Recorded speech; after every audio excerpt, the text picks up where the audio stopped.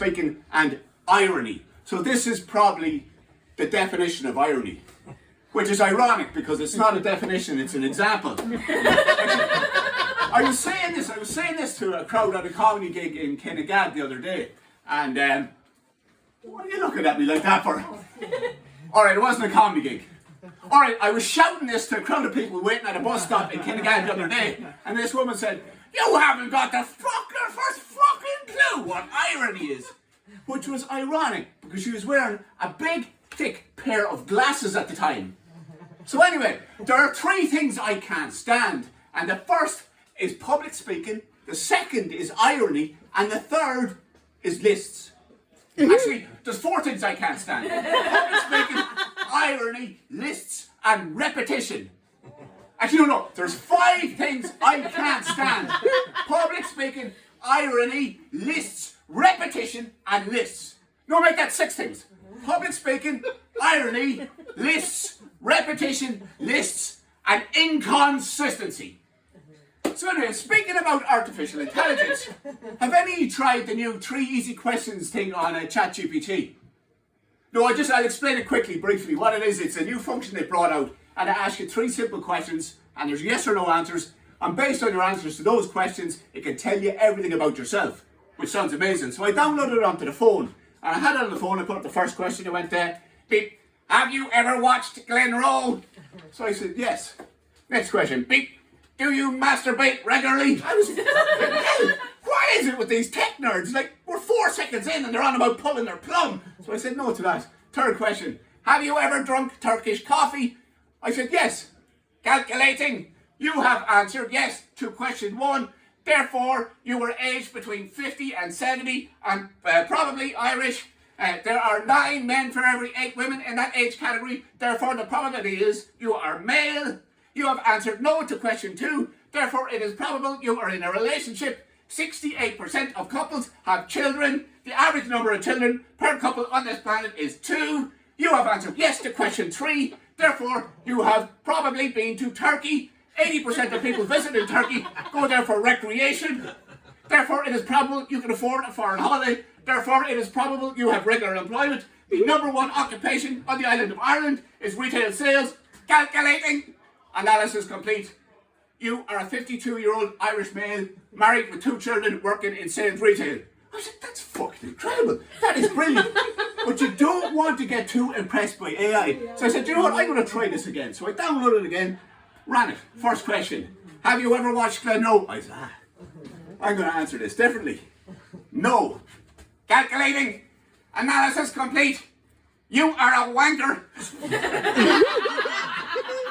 Actually, speaking of the comedian Jimmy Carr, for those of you that are not into comedy, Jimmy Carr is a comedian. He's wrote the seminal book on jokes, and it's called The Naked Jape.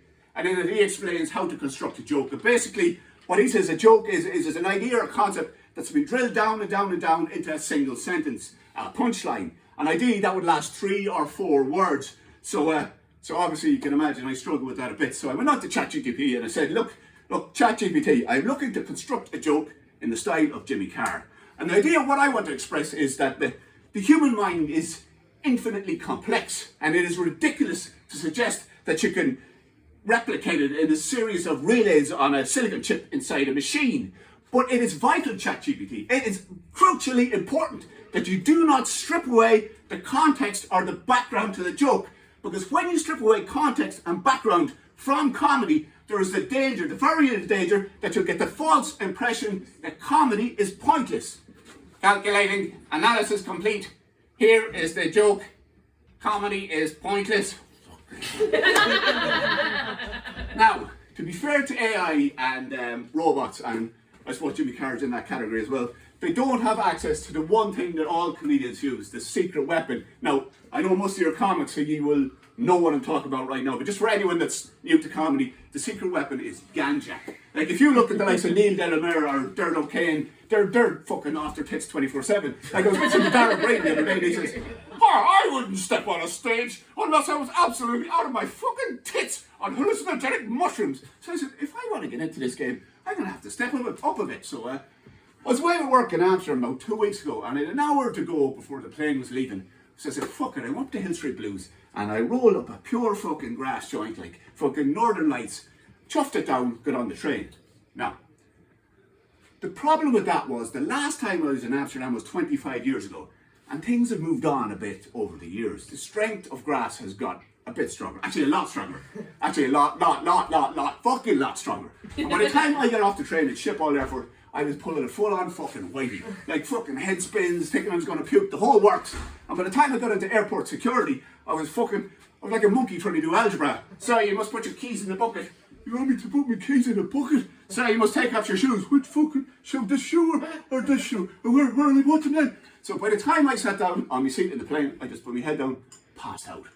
And the next thing I knew, the cabin lady was shaking me violently going, wake up, sir. We need you to think positive thoughts. Think positive thoughts. Imagine you're a cloud floating over a field of tulips. I go, what the fuck is going on? She goes, we're all in this cabin trying to think positive thoughts so we can lift this plane from the tarmac into the sky with wishful thinking. I said, what? I looked out the window. There was no wing or no engine. I looked over the other side. There was no wing and no engine on that side either.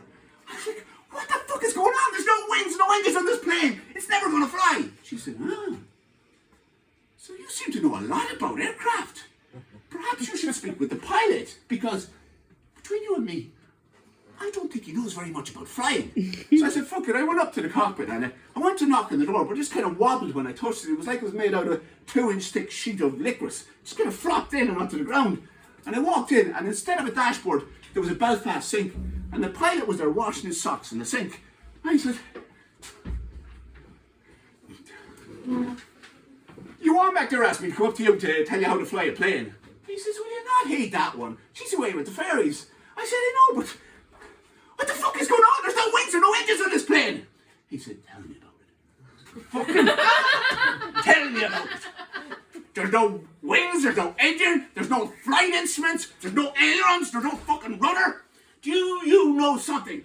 I spent 3 years in flight school. 3 years working 2 jobs a night to put myself through that flight school. And when I got my license, I went off working around the world, flying all around the world for 20 years. Away for weeks, months on end. I didn't see my family. I didn't see my own children go up. And when I got enough flight hours, over 3,000 flight hours to get my pilot's license, I end up here. And you see for yourself, there's no wings, there's no engine, there's a fucking wash basin in the cockpit, and the fuselage looks like it's made out of fucking licorice. I tell you something. I have poured my entire life into becoming a pilot. And the irony of it all, is that this plane is a joke. Ladies and gentlemen,